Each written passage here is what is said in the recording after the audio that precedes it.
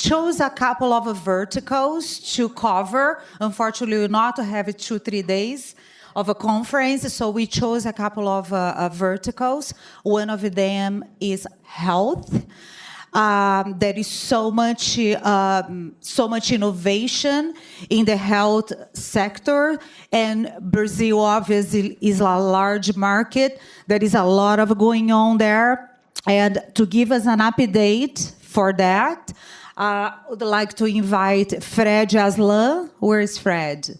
Fred Aslan, founder and CEO of Adavion Group, and Amit Garg with Samsung Next. Yes. Amit is principal at Samsung Next Ventures, and Fred, besides being a founder and CEO of Adavion, he is also a Bay Brazil board member since our early days. So good to see you both for the first time together. Long time. Amazing. Thank you. Good morning, everyone. We are the token healthcare panel in the Bay Brazil conference. We'll cover 2 things. And so I have the pleasure to interview Amit today. The funny thing about Amit, every time I meet him, it's a reminder of the diversity in Brazil, right? Because Amit and I could meet at a cocktail party, and we may not even find out that we both grew up in Brazil and are Brazilians. So it just speaks to the diversity. You're a Fred and I'm an Amit. Right. Yeah, right. Very typical Brazilian names. Very, very typical. And the face and, My parents are Iraqi immigrants in Brazil after World War II. And mine are Indian immigrants. And if you meet another one, please let me know. I think I'm the only one.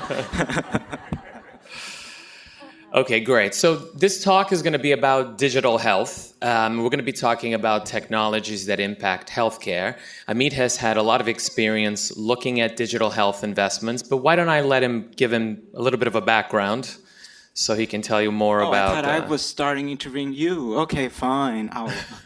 And I just want to say, first of all, thank you to Margarese and her team for inviting us, for all of you for being here. It takes a shitload of work to organize a conference like this. So if I could ask, big applause for everybody.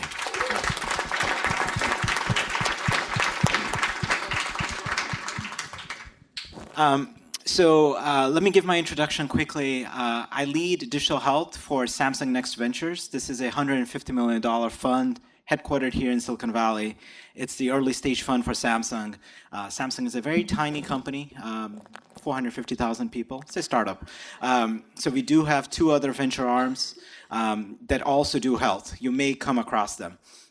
And before this, I had started a digital health company called Health IQ, which is now a Series D company. Maybe some folks here have seen about it. The other thing about health, what I have done, I've built a hospital in rural India. It's a whole another story. I'm happy to get into it if anybody's curious. And in terms of Brazil, probably my biggest contribution is when I was at Google many years ago, I was part of the 6-person team that helped acquire Aquan, which became Google Brazil. So Fred, I'm going to turn it back to you. If you could give you a little bit of intro on yourself. Okay, great. So I moved to the US around 25 years ago. I trained as a physician and then did an MBA, and I have been working during my career at the intersection of healthcare and business. I joined a venture capital firm called Venrock around 12 and a half years ago, spent the first 5 years there investing broadly in biotech, medical devices, a little bit digital health, but that really became more of a themed investment towards the end of my tenure there. But while I was there, I saw an opportunity to start a company in Brazil around medical devices. I saw that there was an opportunity, one, to identify technologies that were being developed outside of Brazil that could be relevant in Brazil. And the second piece is there were a lot of Brazilian companies, small family-based companies, that were developing products that were a lot more relevant for the Brazilian market than a lot of the imported technologies. These are technologies that would have less bells and whistles, but they would actually be a lot more affordable. As many of you may know, there are really two Brazils. The 25% of the population consume approximately 50% of the healthcare dollars, and those people rely on the private healthcare system. And then you have another 75% of the population that actually rely on 25% of the healthcare. 75% of the population consume 50% of the healthcare dollars. So there's a 3-to-1, 4-to-1 ratio of what they can afford versus the other Brazil. So if you go to Brazil, you may go into Albert Einstein Hospital, and that's going to be a hospital that's going to look nicer, better, and more innovative than some of the top institutions here in the US. But then if you drive, a few miles outside of São Paulo, you're going to see some public hospitals that really the quality of care has a lot to be desired. There's a lot of unmet needs. And so given the limited budgets and how expensive healthcare is, there's a whole category of products that are not developed by multinationals who generally develop products for advanced markets, but those products are actually developed either in Brazil, there's a small piece that's done in Brazil, but then mostly in countries like China, Eastern Europe, and other places. And so my company specifically looks for technologies broadly outside of Brazil, and then we have a commercial infrastructure in Brazil that sells these products directly to physician offices and hospitals. So I've spent the last 7.5 years running the company. I live here in San Francisco, but I fly down to Brazil once a month, and that has been a very interesting way to reconnect with Brazil, because when I first came here, back to the last panel, I didn't guess that I would be returning to Brazil in a professional capacity, but I really enjoyed that reconnection. I think that a lot of people come here, they get a new ways of thinking about things. You start seeing things in Brazil that you didn't really appreciate when you lived there, where you can apply a lot of what you learned here, and then there's an opportunity to go there and make a difference. And I found that to be super rewarding. So I have a bunch of questions for you, but let me just first share my perspective also.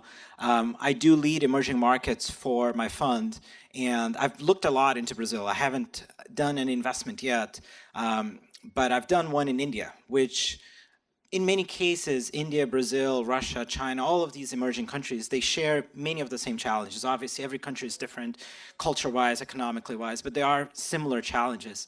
And one thing that I've noticed, to your point, is that there's huge disparities in healthcare consumption.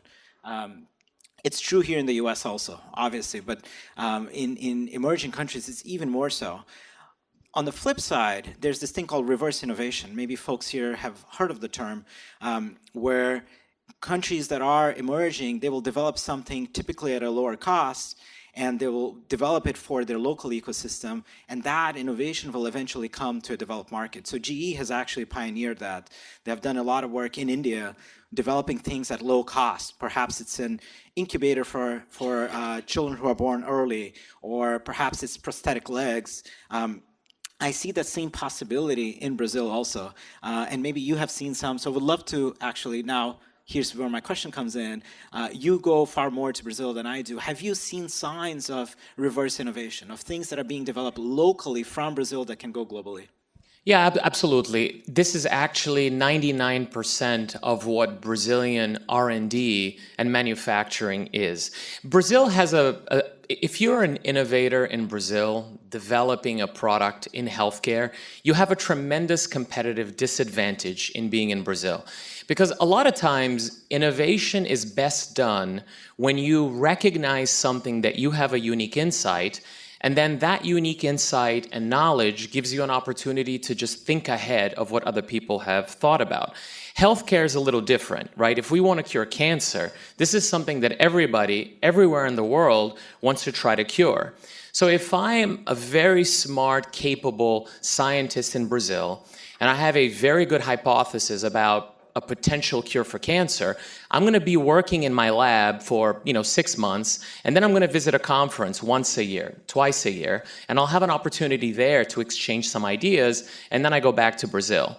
If I'm a scientist in Palo Alto, I'm going to have some ideas, then I'm going to go to the cafeteria, and in the cafeteria there's going to be 3 Nobel laureates who will probably be able to give me an insight while I eat my salad. And a venture capitalist. And a venture capitalist to give me money and to give me ideas. And so the pace of iteration in my thinking as I'm thinking about this solution is much easier and faster if you are in the big science innovation hubs. So innovation in Brazil is back to what you said. I know that there's a big unmet need. 3% of the population have access to a particular technology. It's very expensive because it's sold by a multinational. I have an opportunity to create something at 1/10 of the cost. I'm going to remove some elements of it which are not critical, but I'm going to keep the life critical elements in it, and I can sell it for 1/10. That way I can have an impact in my local market. So I would argue that most of the companies that I have seen that have been doing really nice work in Brazil, they're developing that technology, which is less bells and whistles, good quality at a more affordable price. But now back to you, to the theme of digital health. Why don't you start by telling us a little bit how you define digital health? Give us the buckets and then which ones you've been looking at and which ones are most relevant to emerging markets and Brazil. Sure. So let me start by defining digital health as what it is not. Digital health is not pharma. It is not therapeutics. It's not medical devices. Digital health has two terms. It's digital, emphasis on digital. So it's companies that have primarily a software offering that can scale much quicker, that perhaps need less capital. If you're looking for there's a reason there's only 5 or 6 pharma companies that are really big in the world. It's because it takes 10 years and $1 billion to take a drug, a molecule, all the way through all the approval processes until it's in your hands. Very few companies can do that. Digital health gives the opportunity of leveling the playing field. What I define as digital health is at the intersection of both wellness and clinical. So we have so many companies that are measure your heart rate, measure your footsteps, help you with some kind of exercise. A lot of these are in the wellness spectrum. But there are many other companies also that are, hey, here's a different kind of inhaler that will allow you, if you have asthma or COPD, to measure and monitor your lung function, be able to send that data over to doctors and insurances, and then they can take better care of you. They get access to data that they wouldn't have had otherwise, and it also improves outcomes, it reduces costs, it's a win-win. And the framework that, not just me, but in the industry we use is the 5 Ps. Some people say there's 6 Ps. So it's payers, providers, pharma, patients, policymakers. And some people would argue for there's a few other P's, but if you think about it, providers are doctors. So it's who provides care for you. Pharma is providing drugs. Payers is insurances, both life insurance, health insurance. Patients, it's all of us. Policymakers is actually one thing we don't think of too much when we're thinking entrepreneurship, but in healthcare, it's really important. If you look at the system here in the US or in Brazil, it's, I think, somewhere between a nightmare and a horror, something along those lines. If you don't understand what reimbursement codes are, if you don't understand what different policies are, then as an entrepreneur or even as a corporate, you're just looking to hit your head against the wall. So that brings me to a question here is, one of the challenges that I think everybody on this room knows is that Brazil is bureaucratic, takes 87 forms to start a company. How did you deal with regulation and with policy in Brazil? Like, is this doable for everyone? Yeah, I mean, I think the big difference here is that you can get a company up and running very quickly and quite inexpensively. When I started my company, because I wanted to get it started right away, I was fortunate enough to have venture capital funding. So you can hire lawyers that will take, a shelf company so it can get started right away. The bureaucracy is certainly something that slows you down as you're trying to get things up and running. But as you talk about digital health, to your point, I find that the red tape in the US with regards to the healthcare system is very bureaucratic. This is the reason why, email has been around for 25 years. But when was the first time that you started to email your doctor about, something that you have? It's very recent. I still fax him. right? Do any of you have records of your vaccinations over the last, 20 years? Like, why is it that none of us have any data about anything in healthcare? It's because it's super red tapey here. So when I look at the red tape in Brazil, yes, there's a lot of red tape in areas that we don't have here. But healthcare specifically is an area that the US have a ton of red tape. This is why digital health has been something of a lot of promise, and it's still taking a really long time for it to become a reality here. But Brazil has an opportunity to actually innovate just as fast because the system there, one could argue, is not less or more bureaucratic than it is over here. I don't know what your thoughts are around No, that. I actually agree with you. I was setting you up to say the same point. If I look at a lot of digital health companies, sometimes they go to a different market, sometimes a market that's considerably much more emerging because you don't have the problem of incumbency. And what I mean by that is you don't have a whole structure that has been built up over decades that you have to actually work with. You can bypass it all and actually create from scratch something that's better. Let me give a specific example. There's a company in the UK called Babylon Health, and in the UK, it allows you to get access to a doctor within an hour. That's their tagline. The second country they went to was Rwanda.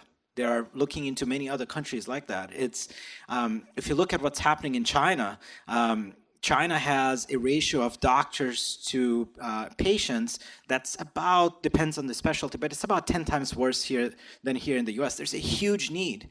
So what the government says and does there is says, look, you have to get this right. We'll make it easy for you to get this right. If you want to share data between hospitals, here's a mandate. You have to do it.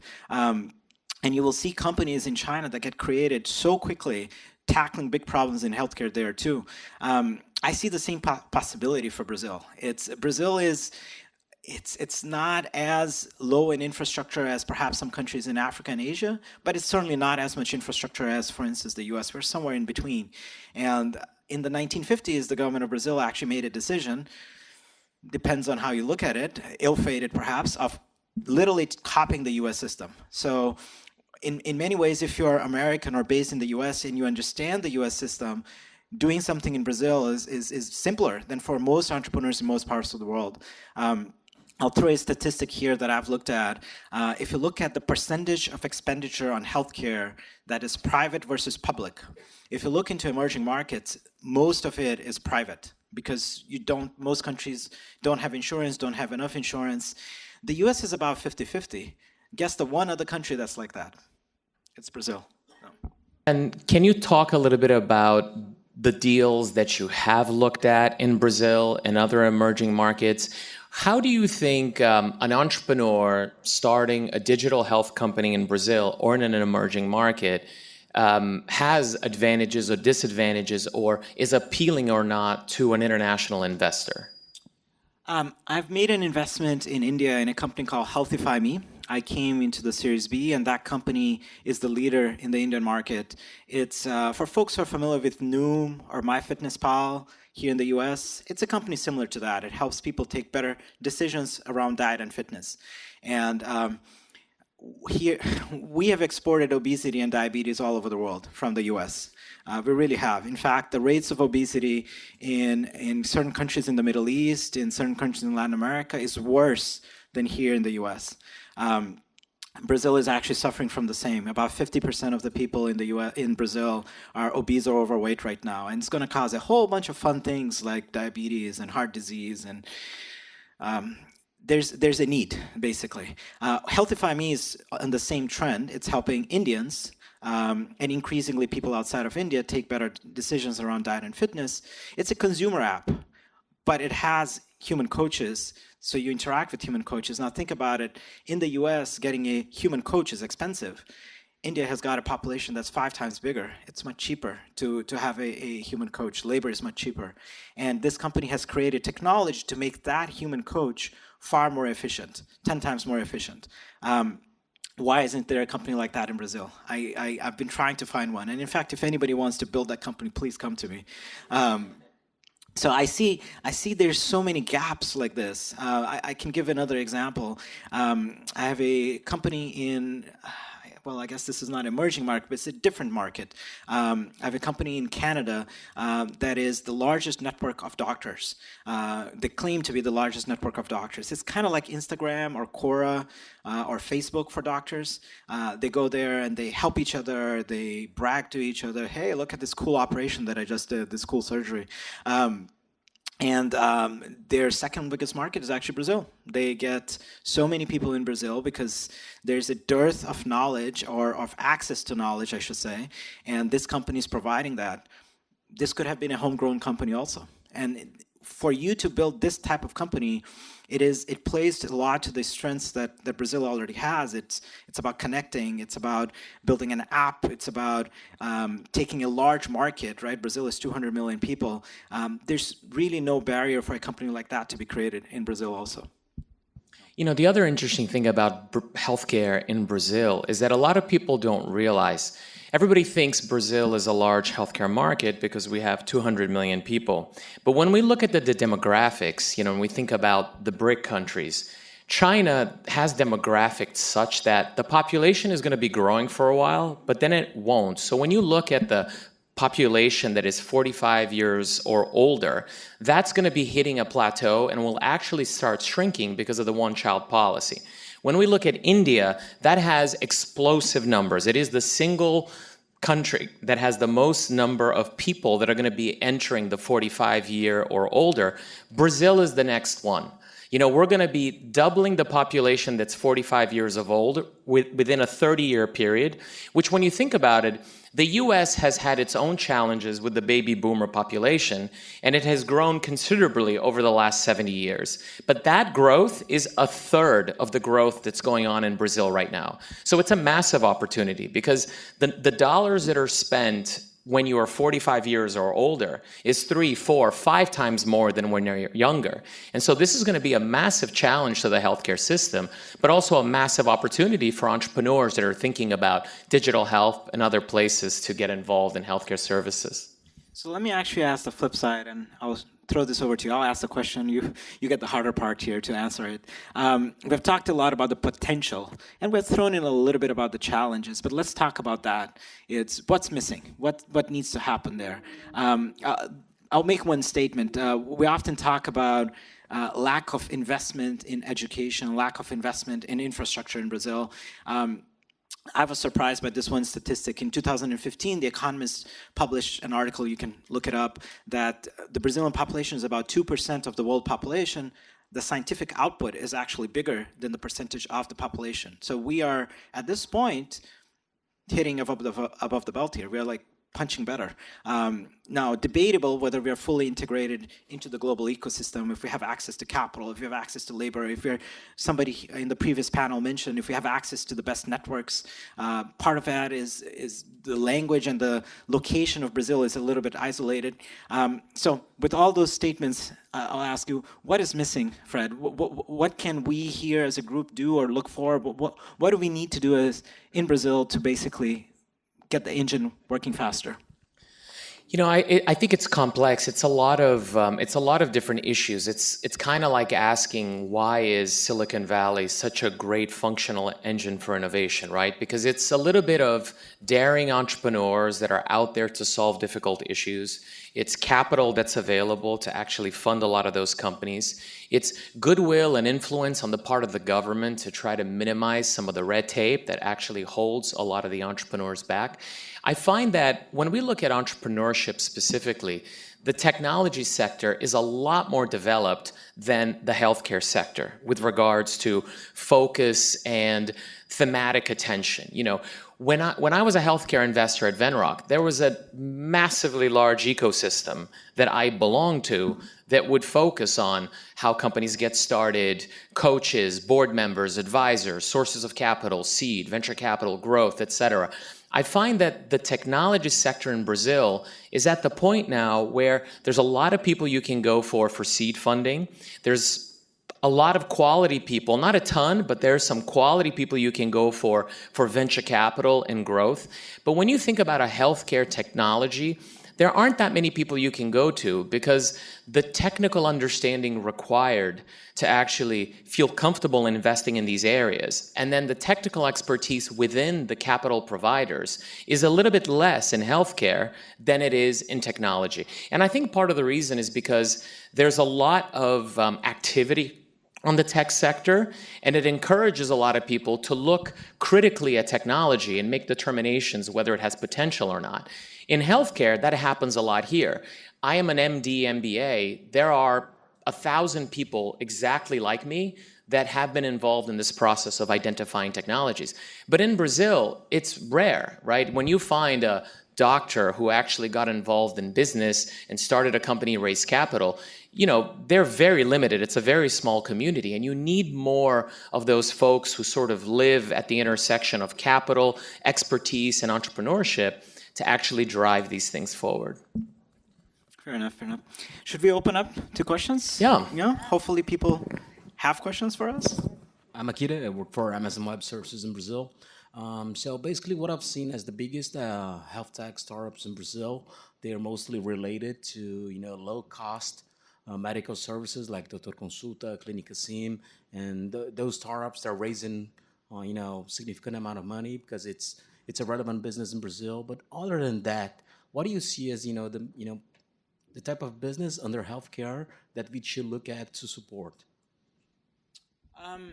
Let me start with an anecdote. About 3 years ago, I managed to break my hand in a very stupid accident.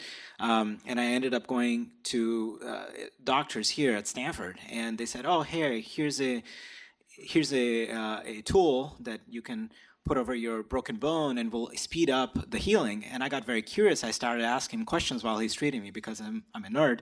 Oh, how does it work? What does it stimulate, etc.? And after a while, they go, we just don't know. But it was a guy from Brazil who invented it. You can Google it up.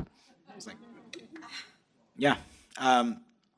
It was a technology developed by somebody in Brazil that I suppose, I don't know the story, that eventually he licensed to a company here in the US. The company in the US commercialized it.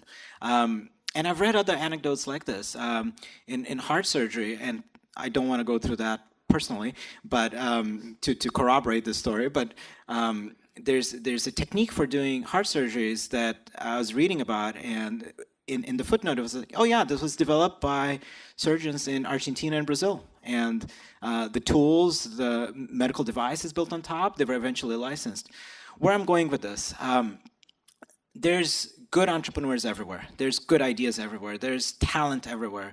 What lacks in most places, though, is the ability to take these further. They get stuck. Like somebody who is very brilliant or has had a breakthrough, he or she is stuck in a lab somewhere in Brazil, and they don't have the money, they don't have the expertise, they don't even know how to commercialize it.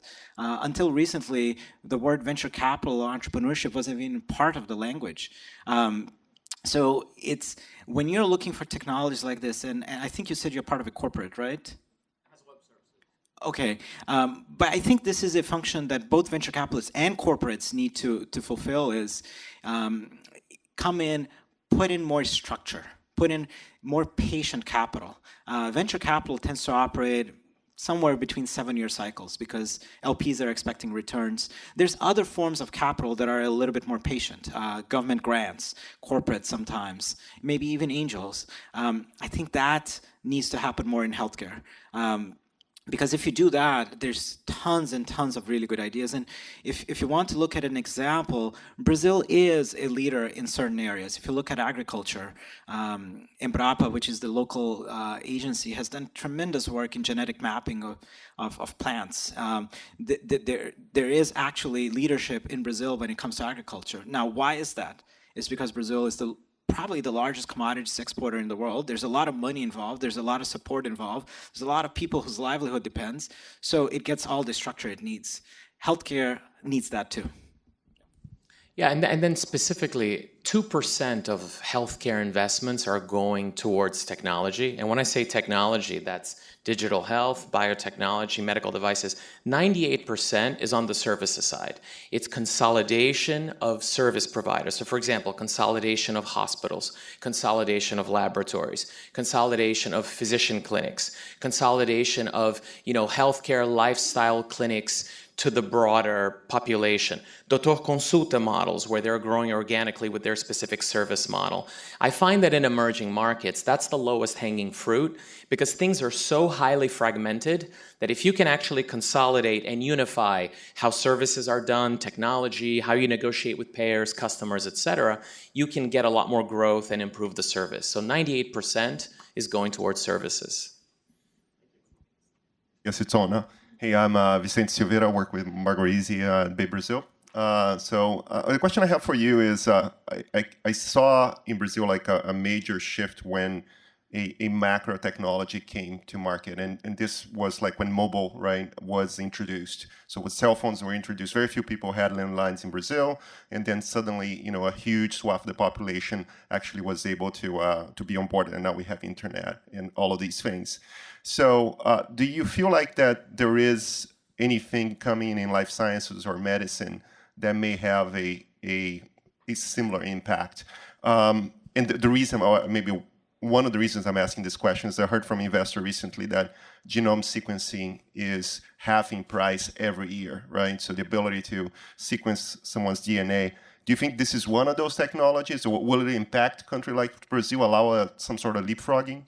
The problem with genomic sequencing is that the cost of doing it is coming down rapidly, but what remains the bottleneck is actually proving the relevance of something. Because in order to prove the relevance of something, you actually have to wait for somebody to either develop a disease or not develop a disease, or to act in a predictable fashion that you'd expect. It's different than technology, right? Because the internet comes along, two people get connected, and then they immediately start exchanging ideas, and then they connect the third. Medical science, unfortunately, is something that takes a very long time because you just have to try it out. You develop a hypothesis, and then you try it out. There are notions that artificial intelligence can actually help with that, because the more you can predict how the human body will respond to something and what will happen, the easier it'll be to actually run these trials and have better predictions.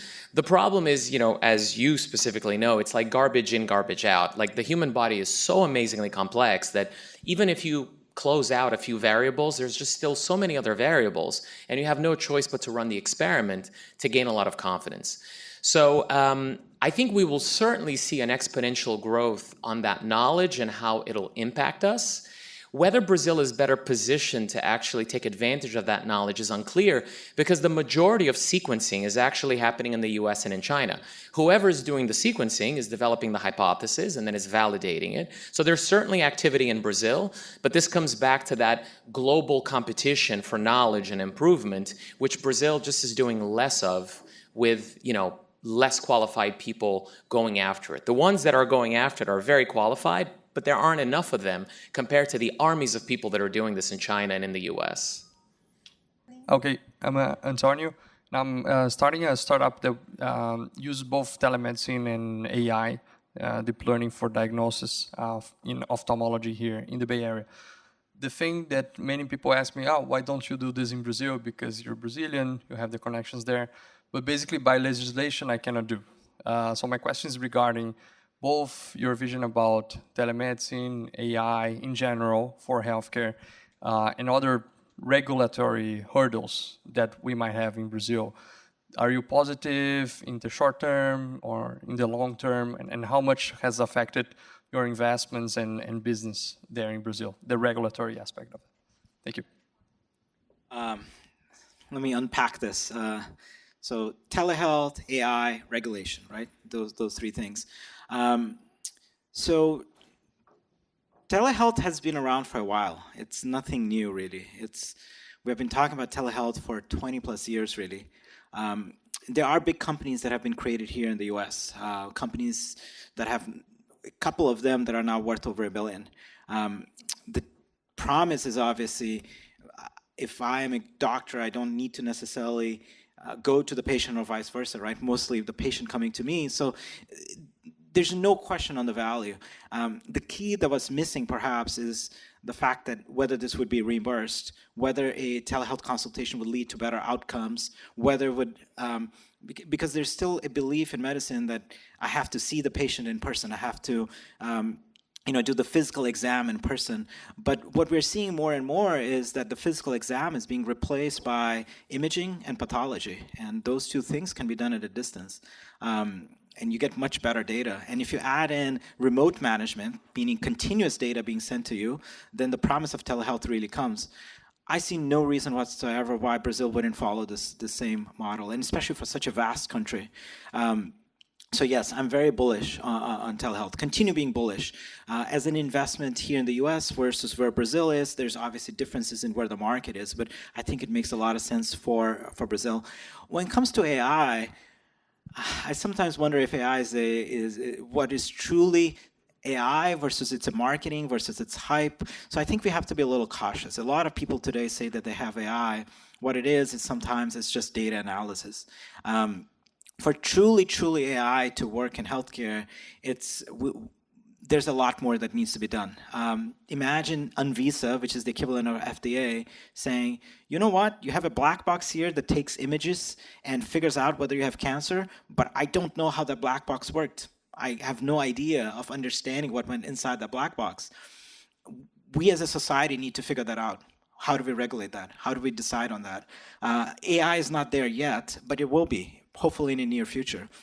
And at that point, we as a society need to decide. And that brings me to a third question about regulation.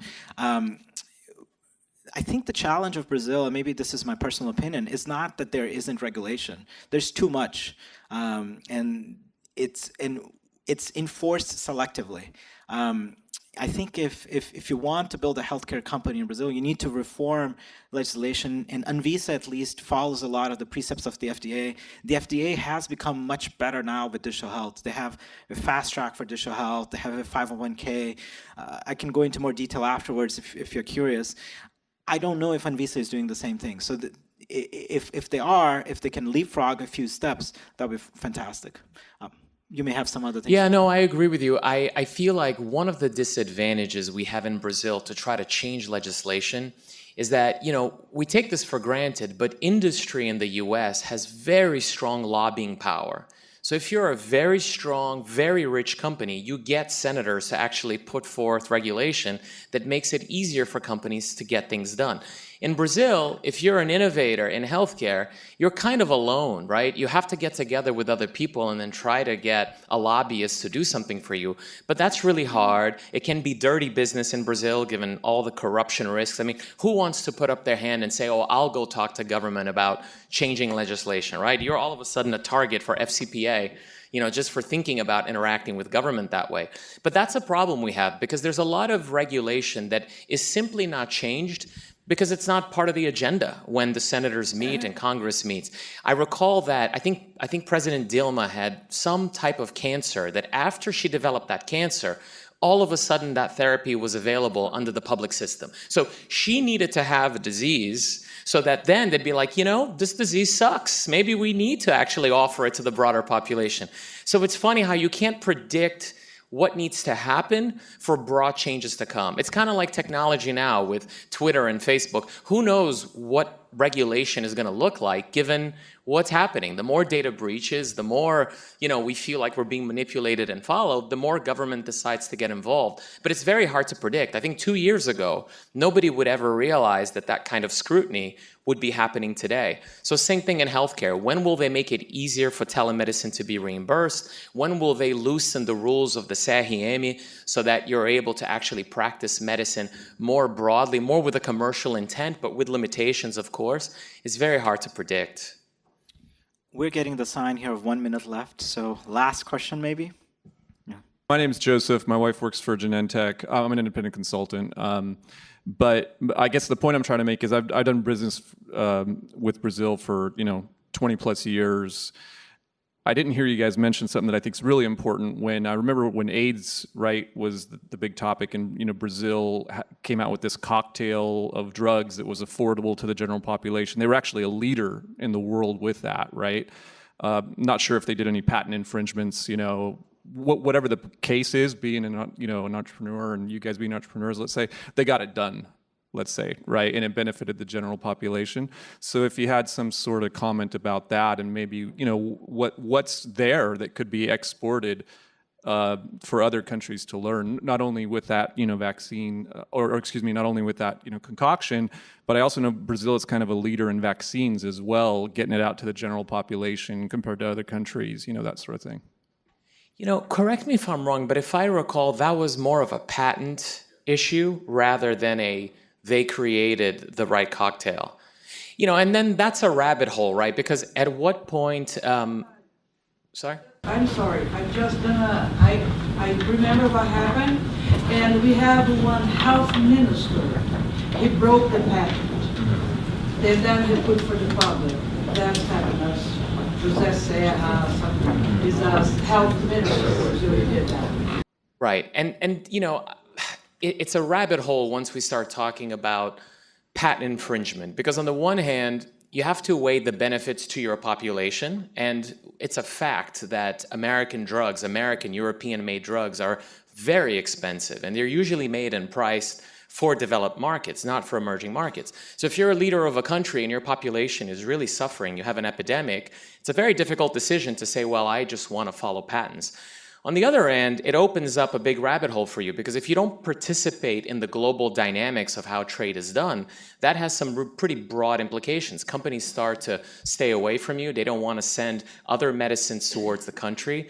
So I don't see personally patent infringement as the way to go to solve the problems there. I just think that we have to be more efficient and more effective about how we use resources. And we need Brazilian industry. For example, I'll give you an example of what Brazilian government does. They do these partnerships with international companies where they say, look, I will help you build a factory here in Brazil, and you'll be able to make your medicine much more cheaply than if you do it in your own country, and I'll facilitate your ability to sell into the government.